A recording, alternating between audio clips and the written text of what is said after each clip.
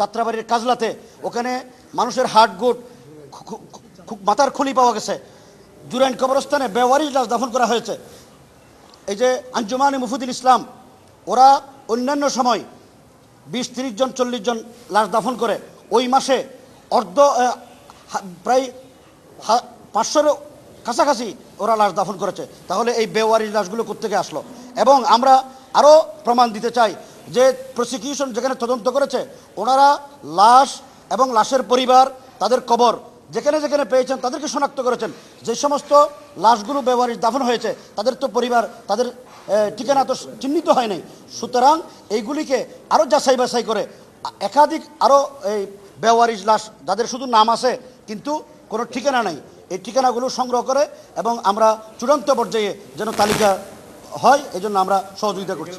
আপনার এই কথাটা ঠিক নয়। এদেশের সর্বস্তরের মানুষ এখানে উপস্থিত হয়েছে। যারা শহীদ হয়েছেন, যে মাদ্রাসার ছাত্রের চাইতে সাধারণ মানুষ বেশি। সুতরাং সর্বস্তরের তৌহিদি জনতা আসছে, শুধু মাদ্রাসার ছাত্র নয়। এটা বিভ্রান্তি চড়ানো হয়েছে যে মাদ্রাসায় তালাশ করলে তো পাবেন। মাদ্রাসা যারা, যে লক্ষ লক্ষ মানুষ যে সারা দেশ থেকে এসেছে, তাদেরকে আপনারা কি মানুষ মনে করেন না? আমরা তো অনেক তথ্য দিয়েছি, কিন্তু তারা যাচাই বাছাই করবে, এটা তো হলো প্রসিকিউশনের কাজ। কতজন দিয়েছে সেটা আমাদের আরও বৃদ্ধি হয়েছে, আমরা সামনে বলবো ইনশাল্লাহ। আমরা তো বলছি যে কয়েক হাজার মারা গেছে। এখন এটার দায়িত্ব হলো সরকারের। বিগত আওয়ামী লীগ সরকারের আমলে 13 বছর আমরা তদন্ত করতে পারি নাই। আমরা তদন্ত টিম করেছি, আমাদেরকে অত্যাচার জুলুম করা হয়েছে, হয়রানি করা হয়েছে। যারা লাশ মারা গেছে, লাশ দাফন করার জন্য সুযোগ দেয় নাই, জানাজা পড়তে সুযোগ দেয় নাই। আপনারা মিডিয়ারা সেগুলি দেখেন না?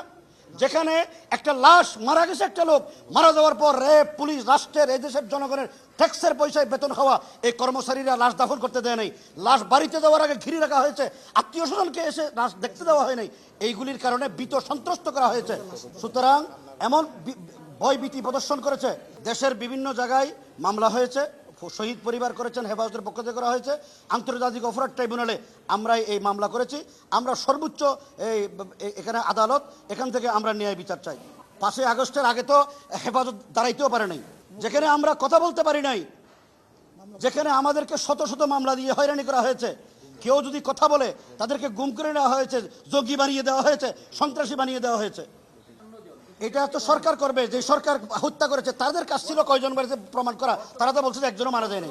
আমরা মনে করছি যে বর্তমান যারা তদন্ত করছেন তারা সঠিকভাবে করছেন, যাচাই বাছাই করছেন, আন্তর্জাতিক মান বজায় রেখে করছেন। আমি বলছি যে এটা আপনারা সাংবাদিক, আপনারা মাটির তলা থেকে বের করতে পারেন, আসমানের উপরে কি হয় এটা বের করতে পারেন, এটা বের করতে পারেন না কেন? তদন্ত চলছে, তদন্ত ইনশাআল্লাহ সামনে প্রমাণ করবে কয়জন মারা গেছে।